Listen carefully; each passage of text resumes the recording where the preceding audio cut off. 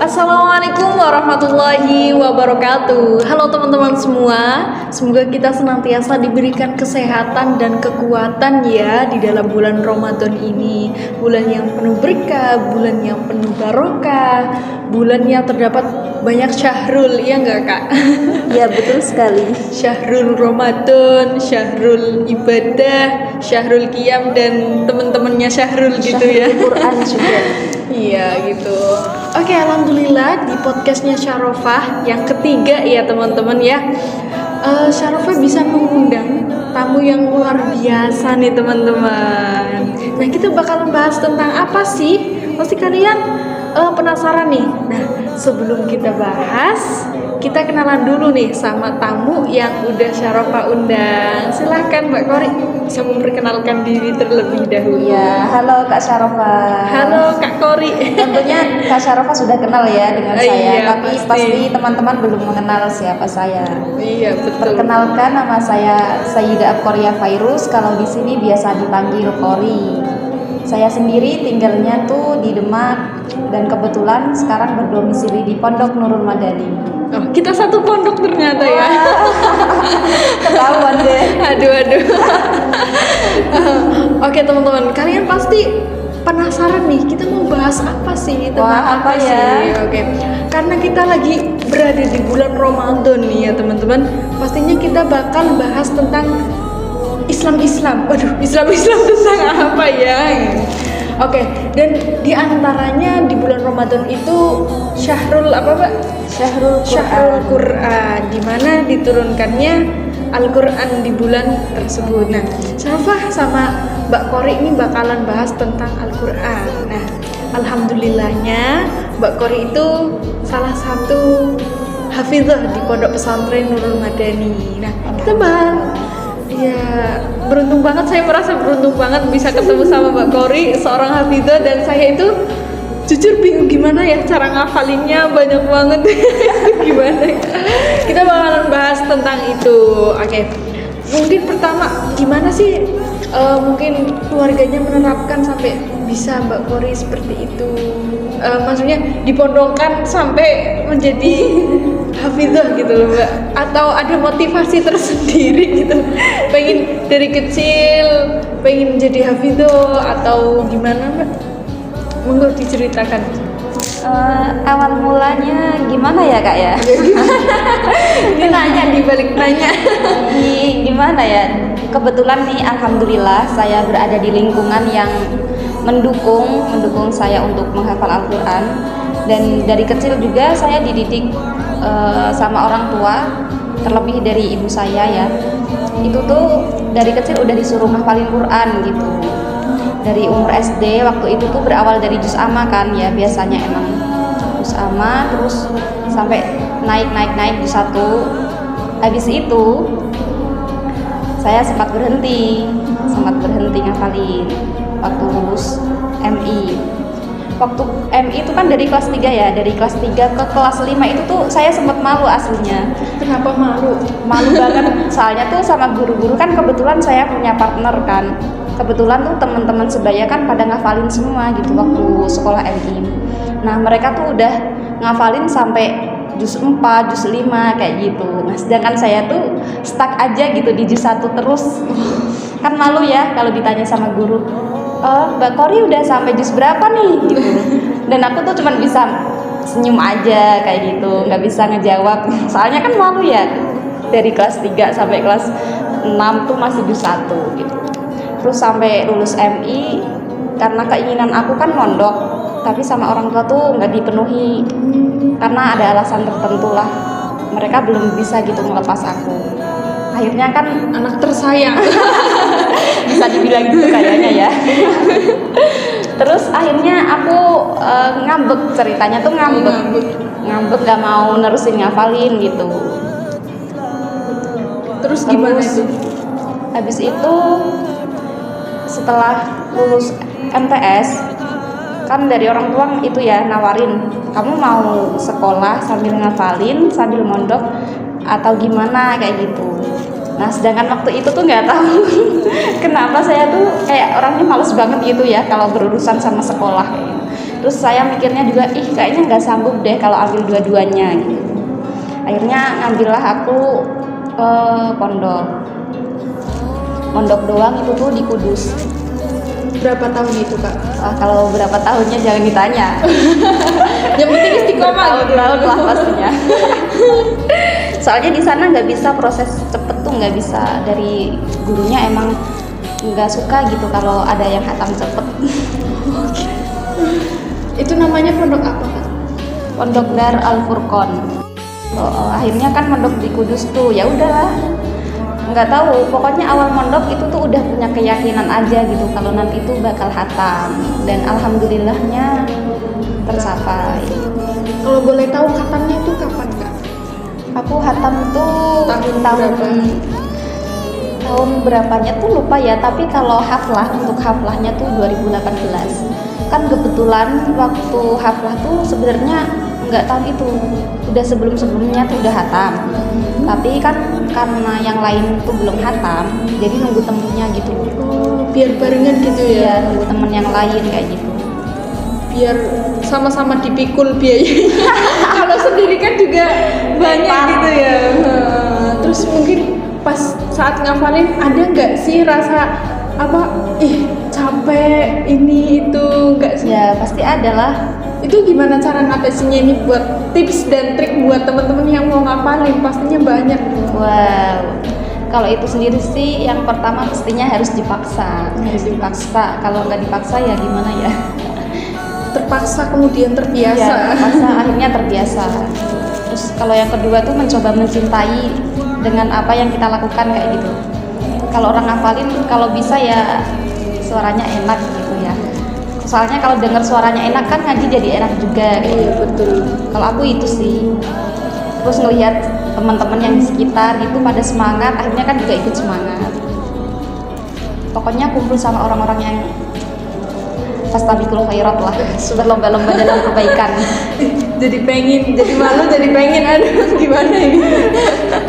Rafa mau nanya nih, kata teman-teman Syarofa yang udah ngafalin Quran tuh banyak yang bilang kalau semisal kita ngafalin Quran tuh banyak banget cobaan dan rintangannya, mungkin dari orang tua atau ekonominya, terus kesehatannya gitu. Kalau dari Mbak Kori sendiri tuh yang paling mengganggu tuh apa sih? Kalau aku sendiri nih, yang mana ya? Soalnya setiap orang tuh ya terkadang kayak ada cobaan aja di setiap jusnya, ada yang 10 jus, ada yang di akhir, ada yang di awal kayak gitu. Kalau aku kebetulan waktu awal tuh ada, tengah ada, akhir juga ada kayak gitu. Lengkap ya. Lengkap penderitaan ini. Paket komplit. Enggak sih, ini hadiah dari Allah pastinya.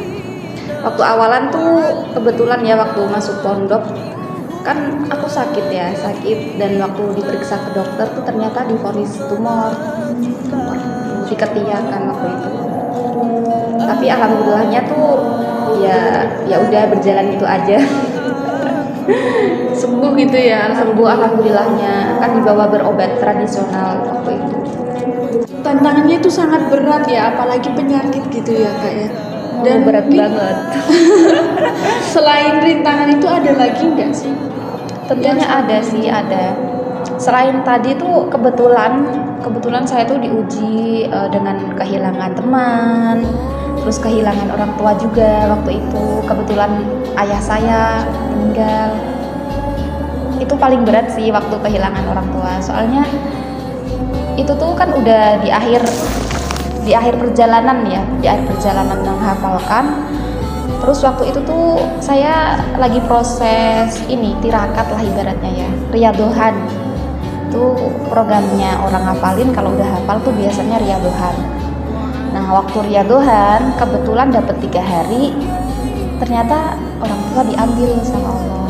Sedangkan waktu itu tuh saya nggak dikasih tahu sama sekali sama pihak pondok gitu. Dan kebetulan juga waktu itu ibu saya sedang ada jadwal gitu berangkat haji dengan kakak saya. Berarti itu ibu juga nggak tahu kalau bapak? Nah, tahu soalnya waktu beliau meninggal tuh kebetulan kan pagi ya, beliau meninggal tuh habis subuh sedangkan ibu sama kakak saya berangkatnya tuh zuhur, habis zuhur gitu. Oh, berarti sebelum keberangkatan? Iya, sebelum keberangkatan malah abah udah nggak ada kayak gitu. Tapi tetap berangkat ya Mbak ya? Tetap berangkat karena kan bukan karena panggilan, iya pastinya panggilan ya. Tapi kan ibu saya nih kebetulan yang membimbing haji gitu, jamaah haji. Jadi kan berkewajiban. Tetap kewajiban itu nomor satu ya. Iya. Berarti udah tertanam di dalam jiwanya Mbak Iya. Kori itu jiwa harus kuat gitu ya, karena ibu Harus aja dong. ditinggal Iya gitu. beberapa jam harus kuat, harus mimpin jamaah nih, apalagi seorang pemimpin ya. Ya Allah, subhanallah. Ya Allah, kok ini udah melo, kayaknya yang denger melo ya. Gak tahu kalau saya jadi Iya. Mbak Kori itu kuat enggak, tapi Mbak Kori subhanallah sampai saat ini kuat Dan kebetulan motivasi banget ya Kak. Kebetulan waktu itu tuh kan sebelumnya ini kan emang abah saya tuh sakit-sakitan. Nah, waktu itu tuh juga di akhir-akhir ngafalin di juz akhir itu tuh kan waktu saya didiemin sama teman saya, ada masalah lah gitu ceritanya sama teman saya, didiemin itu tuh dalam jangka 1 tahun. Ya Allah. Bayangin itu tuh padahal teman seklop-klopnya, tapi karena ada permasalahan kan yang nggak bisa diselesaikan. Padahal waktu itu aku juga udah mencoba memperbaiki hubungan kita ya, kayak doi aja. Ini belum doi. Ya itu, tapi dianya kan belum bisa nerima kayak gitu ya. Tapi alhamdulillahnya waktu ayah saya meninggal itu tiba-tiba dia meluk aku kan kayak gitu. Padahal selama 1 tahun tuh dia nggak ada gitu ngajak ngobrol sama aku. Tiba-tiba dia datang terus meluk aku, kan aku kaget gitu loh. Ada apa kayak gitu kan? Tiba-tiba dipeluk kayak gitu. Berarti yang tahu Abah meninggal duluan itu dia atau Mbak udah Semua anak pondok udah tahu. sama berbarengan tahunya? Iya, semua udah tahu kecuali aku waktu itu tuh. Oh ya Allah. Kan kita yang riyaduhan kan beda tempat sama anak pondok. Jadi aku tempatnya di atas dalam, terus mereka tuh ya di pondok gitu. Sedih banget pastinya ya. Pasti aku waktu itu tahunya di perjalanan sih, waktu perjalanan di Mau mobil pulang. kebetulan kakak yang jemput kan itu bilangnya mau nganter Umi nggak ke bandara kayak gitu kan. Ternyata waktu di perjalanan kan ada orang nelpon, kenapa kok pesen teratak? Teratak tuh apa sih bahasa Indonesianya? Apa ya? Iya teratak Itulah lah pokoknya yang di ya. atas Oh, itu ya Mbak.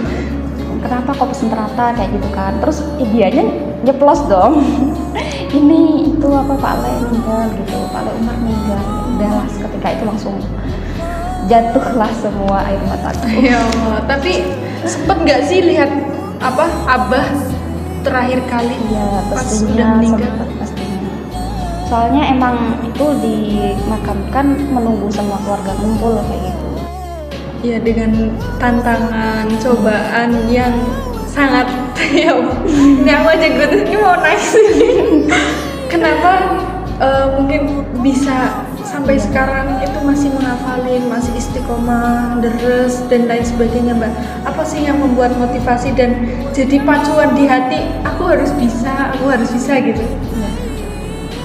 Tentunya yang pertama pastinya orang tua gitu, motivasi terbesar gitu. Soalnya dari awal kan emang orang tua yang menginginkan ya, ingin anaknya tuh ada yang ngafalin gitu, walaupun udah ada, kalau bisa semuanya hafal kayak gitu kan. Terus ya semakin kesini semakin tahu apa sih manfaatnya ngafalin Quran kayak gitu, gimana sih orang ngafalin Quran gitu kan. Jadi kan kayak ada dorongan gitu untuk selesai. Kan kalau orang hafal Quran kan nantinya di akhirat bisa ngasih mahkota ke orang tua. Saya titip buat saya ya. Kan keluarganya Mbak Kori banyak Nanti ya. saya beliin mahkota dulu di surga. Amin ya Allah. Titip ya Allah. Nangis beneran ini. Aduh. Jangan nangis. Motivasi banget ya Allah. Pengen jadi hafidzah tapi kayaknya nggak mampu ini. Semuanya pasti bisa sih kalau ada kemampuan. Tapi yang lebih utama orang hafal Quran tuh tentunya pasti fadl dari Allah gitu. Pilihan Allah gitu. Berarti saya bukan pilihan Ya Allah. bukan kayak gitu. Kamu Ya, juga pilihan Allah tapi dalam konteks lain kayak Iya gitu. betul banget. Yang penting berarti yakin gitu ya. Ya. yakin, terus juga karena ada motivasi terutama dari guru-guru kayak gitu kan, jadi lebih bersemangat. Kebetulan juga waktu sebelum abah meninggal kan saya sering dimimpiin kayak gitu, ditanya kapan selesai Qurannya kayak gitu. Jangan lama-lama lah branding gitu. Jangan lama-lama soalnya abah kan udah sepuh kayak gitu, bilangnya gitu. Ya itu sih waktu itu yang buat aku kayak ayo kayak gitu. Waktu itu kan emang aku bener-bener ngejar ya, sehari itu seperempat juz ngapalinnya. Itu emang ngejar. Saya aja kadang satu ayat itu berjam-jam ya. Nggak tahu waktu itu tuh dari juz 21 sampai akhir itu seperempat terus. Alhamdulillah. Satu hari ya? Iya, satu harinya seperempat. Belum sebagai seorang perempuan pasti ada halangan uzur, haid, itu kan sebuah halangan yang harus nggak boleh lupa walaupun 1 minggu nggak deres ngoten nih Mbak. Mungkin ada pesan-pesan buat anak-anak yang mau ngafalin Quran nih, biar tetap semangat, jangan patah semangat. Kan mungkin dari dulunya aku nggak bisa ngaji, aku nggak mau ngafalin Quran lah, aku dari keluarga yang biasa-biasa aja nih, nggak mau nunggu Mbak. Pesan dari saya untuk kalian semua, tentunya yang pertama itu luruskan niat gitu. Ya pasti tentunya ada sih yang 1-2 itu awalnya salah niat, karena saya juga salah satu orang yang dulunya tuh salah niat. Luruskan niat dulu gitu. Terus yang kedua, sebelum menghafal Quran, perbaiki dulu bacaan kalian, tajwidnya, terus dari segi tartilnya gitu. Karena ngafalin Quran tuh emang gimana ya, jangan dilihat dari cepetnya kayak gitu, tapi dari benernya gitu. Iya, benernya kita ngafalin Quran, tartilnya kayak gitu. Untuk apa gitu ngafal Quran tapi kalau bacaannya tuh amburadul, jelek, cepet-cepetan, ugal-ugalan lah gitu kan. Nggak pakai tajwid lurus. Iya. Terus kalau ketika kita lagi down nih, ada salah satu pesan dari guru saya. Ketika kita mungkin malas murojaah, terus hafalan kita lagi kocar-kacir, nih ada pesannya tuh kayak gini. Pesan beliau seperti ini: jadikan hafalan Al-Qur'anmu seperti lancarnya Al-Fatihahmu. Seperti itu. Subhanallah banget ini tuh pesan beliau ya. Karena kita nih bangun tidur aja ditanya habis iya karena abu dua iya karena stain, pasti kita langsung bisa jawab kan, saking hafal di luar kepala kayak gitu. Nah jadi ya itu, jadikan hafalanmu selancar Al-Fatihahmu. Ya. Amin. Saya sendiri juga masih berjuang untuk menjadikan Al-Quran saya tuh seperti Al-Fatihah. Karena memang menjaga itu susah ya daripada mendapatkan gitu ya. Menghafalkan kan lebih enak ya, langsung menurut nyantol saya tuh iya lebih mudah menghafalkan daripada menjaganya kayak gitu. Karena menjaga kan seumur hidup ya, sampai dibawa mati. Semoga Al-Quran kita semua yang kita hafalin juga sampai mati, merasuk dalam dada kita. Amin. Dan bisa diamalkan dalam kehidupan sehari-hari, diterapkan dalam perilaku kita. Amin ya Allah. Amin. Terima kasih banyak Mbak Kori atas partisipasinya. Semoga dapat menginspirasi kita nih teman-teman. Dan jangan lupa, mumpung di bulan Ramadan kita juga memperbanyak bacaan Al-Quran ya Mbak Kori ya. Betul sekali. Karena keutamaannya ya sangat banyak, berlipat ganda kita ya dapat pahalanya. Oke teman-teman, terima kasih juga Mbak Kori udah mengisi. Sama-sama Kak Syarfa. Maaf udah direpotin. Tidak sama sekali. Lagi mau murojaah saya ambil. Aduh, maaf ini saya. tadi kalau kurang ada kata-kata yang berkenan atau ada kata-kata yang Insya Allah keliru. buat nenten. Kita udah termotivasi, kita udah punya pegangan lah. Mau gimana sih kalau kita mau ngapalin Quran? Iya, Makasih banget buat sharing sessionnya. Nanti mungkin lain kali kita juga mau ngundang lagi Mbak Kori biar kita pemahamannya tambah lagi nih tentang Al-Quran. Mungkin Bisa. di dalam Al-Quran tuh ada apa aja sih? Kan mungkin aku aja gak hafal ya Al-Quran itu suratnya apa aja. Yang penting hafal rukun iman. Yang penting bisa Al-Fatihah biar sah sholatnya itu, gitu ya. itu. Ya, terima kasih teman-teman dan jangan lupa stay tune di podcastnya Syarofa di Sadarlah Aku. Oke, terima kasih teman-teman dan sampai jumpa di podcast selanjutnya. Wassalamualaikum warahmatullahi wabarakatuh.